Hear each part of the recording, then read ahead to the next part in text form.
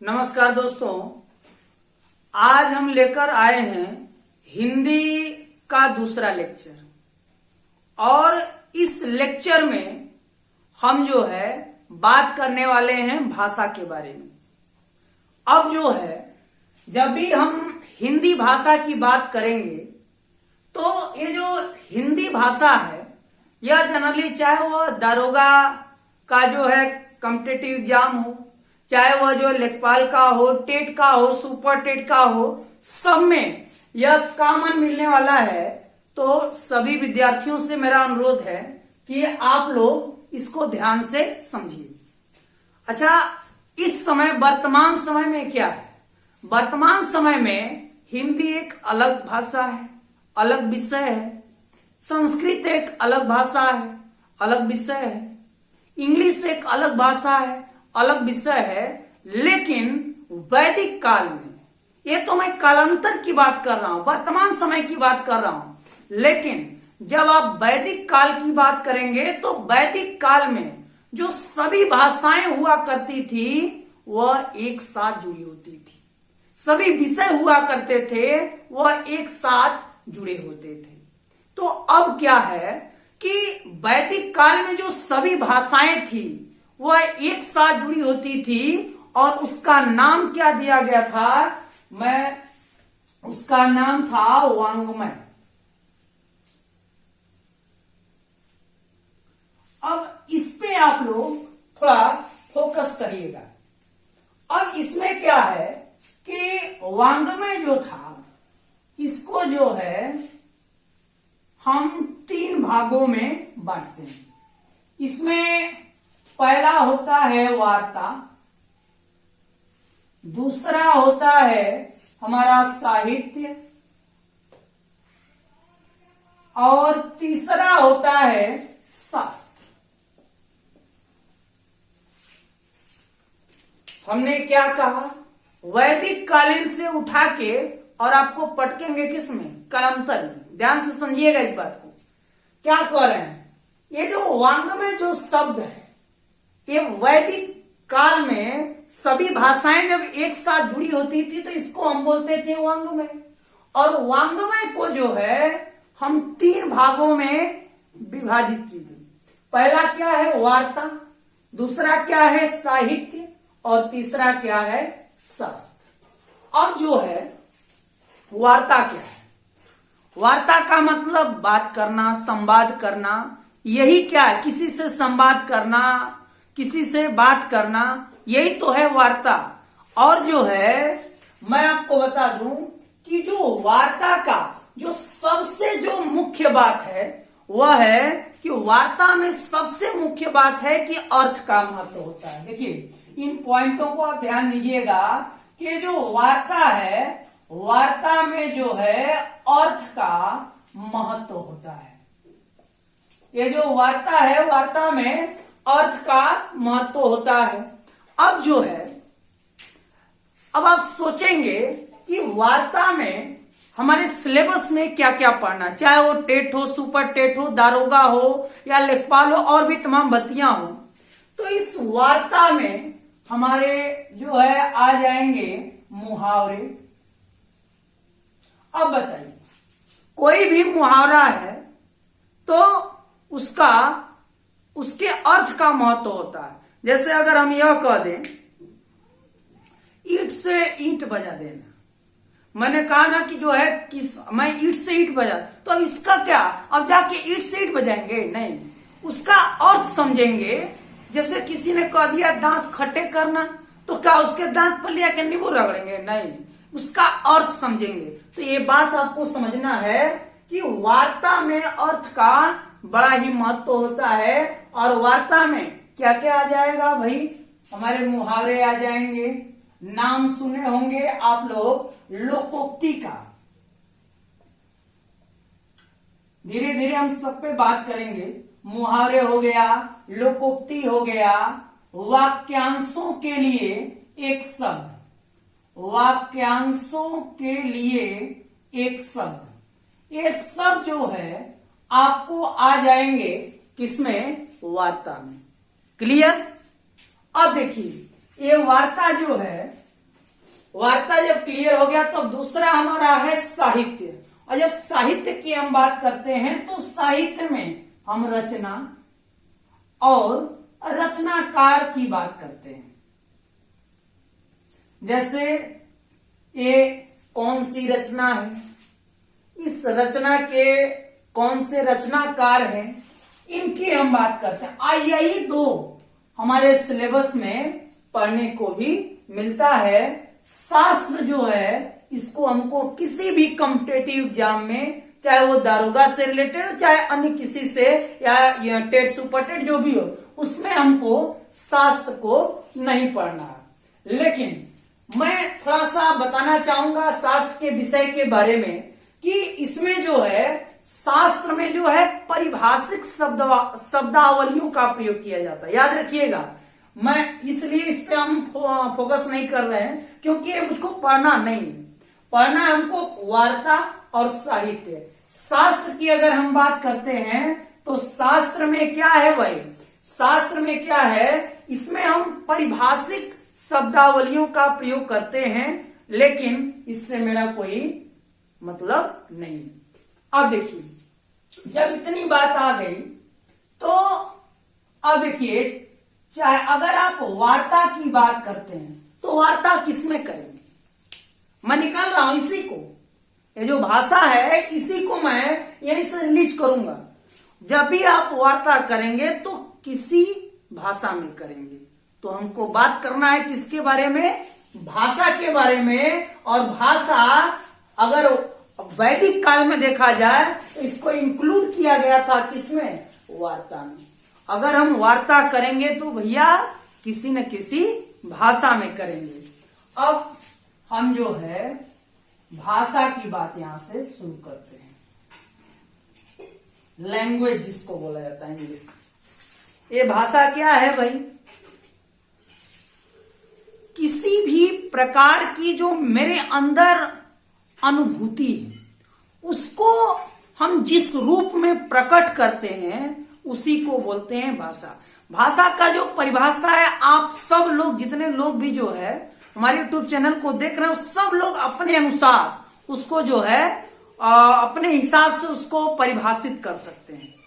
अब जो है मैंने क्या कहा कि चाहे वो भौतिक जो है कार्य हो, चाहे वो आंतरिक कार्य हो, चाहे भौतिक संवेदनाएं हो, चाहे आंतरिक संवेदनाएं हो, उसको हम जिस रूप में प्रकट करके लोगों के सामने रखते हैं वो हमारी हो गई भाषा।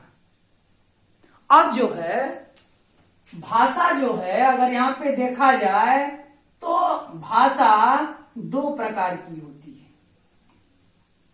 भाषा दो प्रकार की होती है। पहला हमारा हो गया मौखिक और दूसरा हो गया लिखित। मौखिक जो है, अगर मौखिक की बात करते हैं तो आप सभी लोग समझते होंगे, अगर मौखिक भाषा की बात करें तो जिसमें हम बोलकर जो है अगर बोलते हैं, जैसे हम आप लोगों को पढ़ा रहे हैं तो इस समय कौन सी भाषा, मौखिक। और मौखिक भाषा का एक रूप है और जिसका नाम है यांत्रिक भाषा। ध्यान से सुनिएगा, हमने कहा कि अगर हम मौखिक भाषा की बात करें तो मौखिक भाषा में हमको क्या करना है, और मौखिक भाषा में अगर देखा जाए तो हम जो है बोलकर, अगर किसी को जो है अगर मैं बोल रहा हूं आप लोग सुन पा रहे हैं मुझको, तो ये क्या है, जो मेरे मुख से निकल रही है जो अभिव्यक्ति, ये जो है कौन सी भाषा हो गई, मौखिक भाषा। अब देखिए यहां पर मौखिक भाषा का एक रूप है जिसको बोलेंगे यांत्रिक भाषा। क्या है भाई, यांत्रिक भाषा। अब जो है यांत्रिक भाषा को मैं थोड़ा सा डिफाइन कर दे रहा हूं।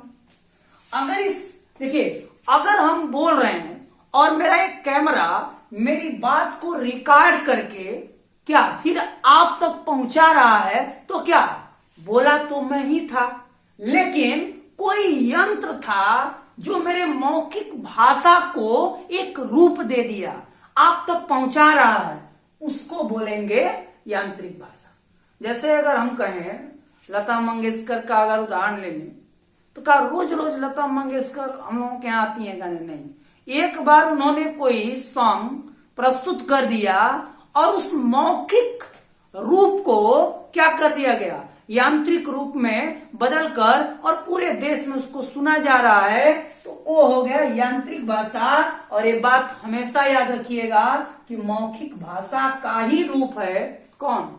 यांत्रिक भाषा। क्लियर? मौखिक भाषा का ही रूप है कौन? यांत्रिक भाषा। मैं इसमें एक और जो है आपको बात बताना चाहूंगा। ये जो मौखिक भाषा है, मौखिक भाषा में हम जो है सिंबल का भी प्रयोग कर सकते हैं। सिंबल का भी प्रयोग कर सकते हैं। किसमें भाई? मौखिक भाषा में।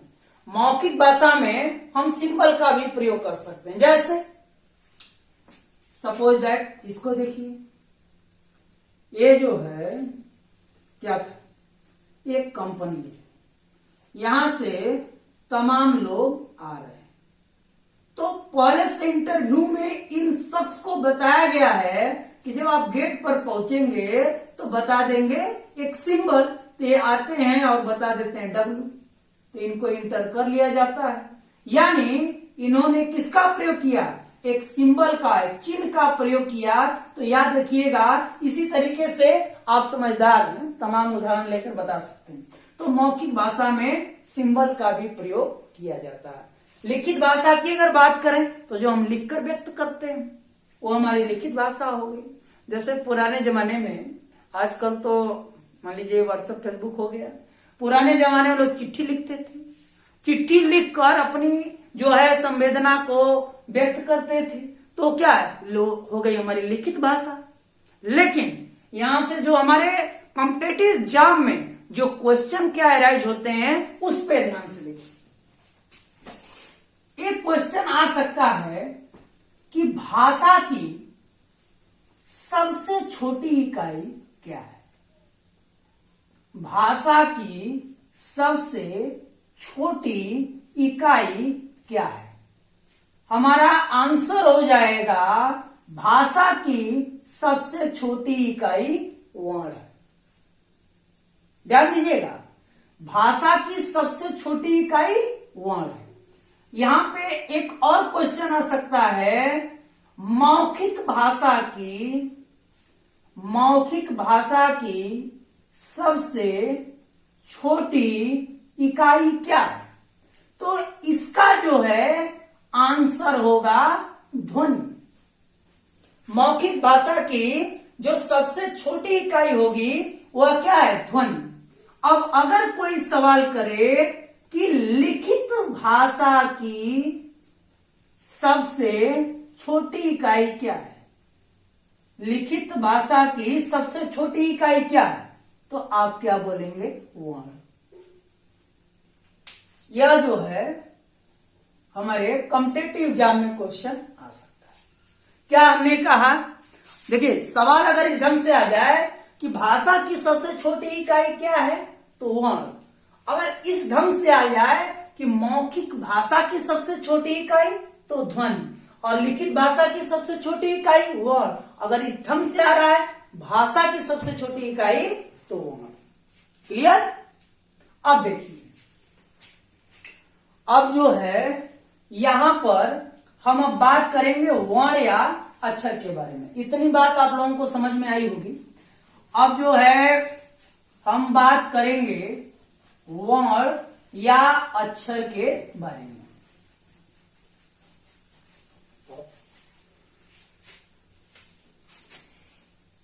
वर्ण या अक्षर, ये क्या होता है भाई?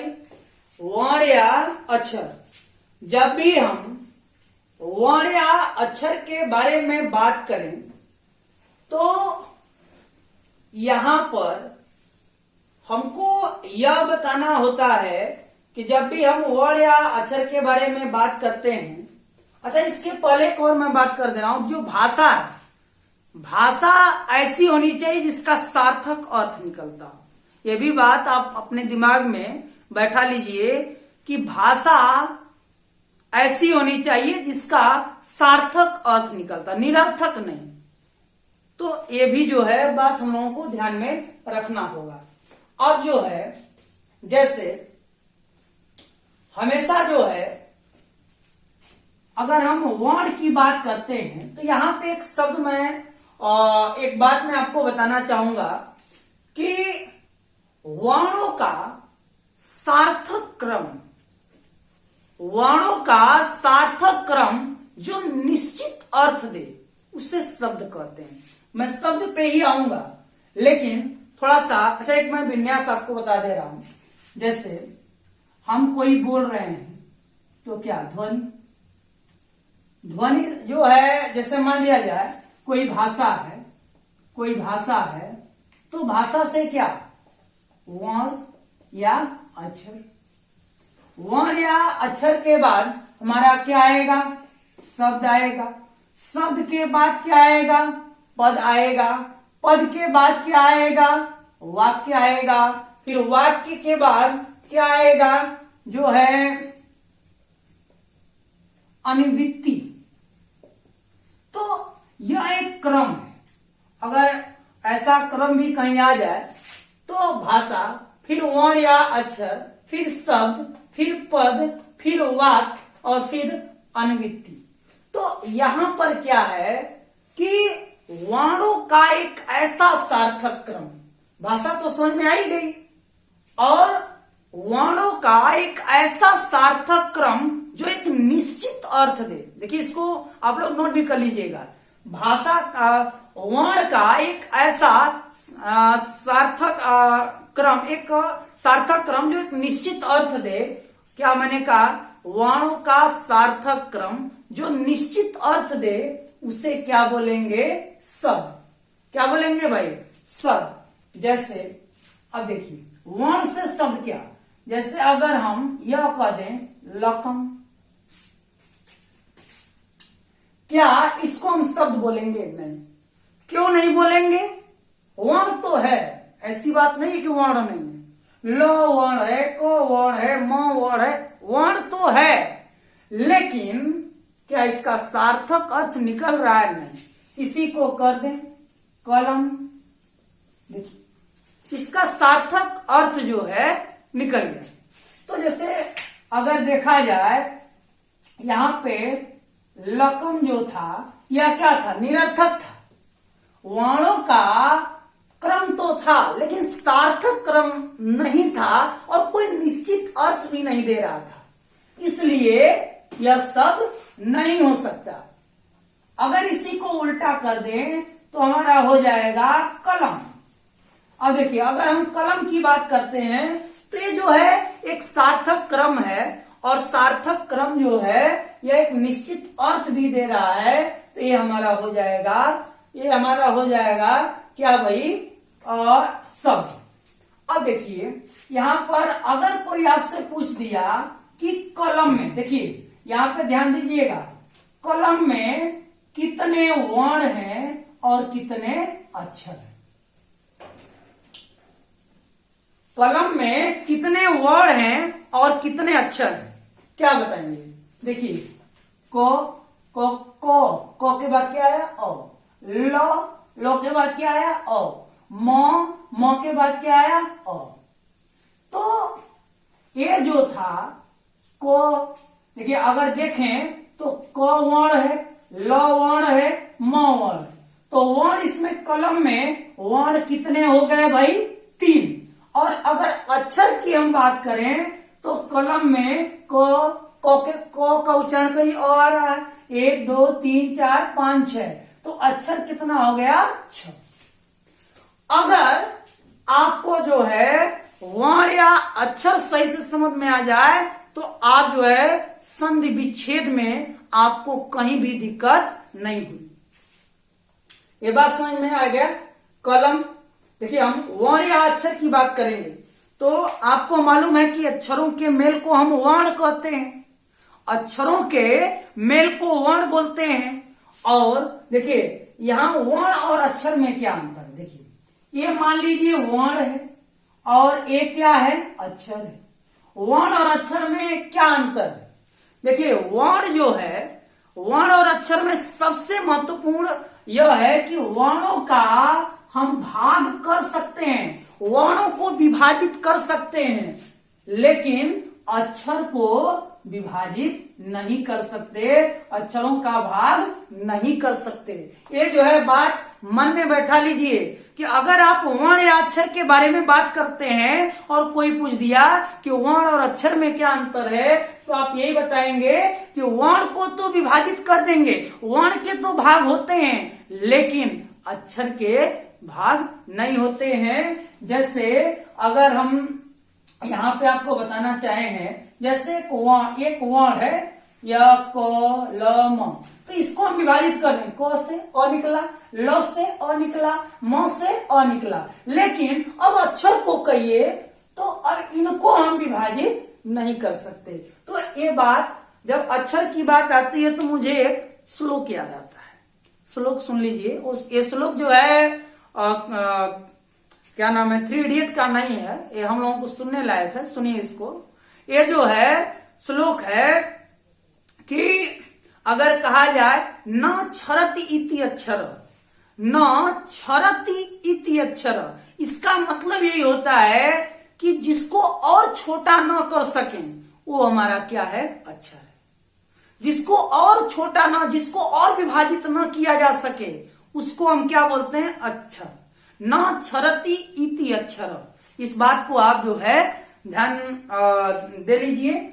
और जो है इसके बाद जो है और भी जो है क्या क्या क्वेश्चन हमारे लिए आ सकते हैं। तो आज हमने बात किया है भाषा के बारे में, वर्ण और अक्षर के बारे में। और एक मैं आपको बात बता दूं कि जो है तमाम बातें और भी हमको करना है। देखिए अभी हम वर्ण या अक्षर के बारे में बात किए हैं, भाषा और वर्ण और अक्षर, फिर हम शब्द पे बात करेंगे, पद पे बात करेंगे, वाक्य पे बात करेंगे, अनुवृत्ति पे बात करेंगे।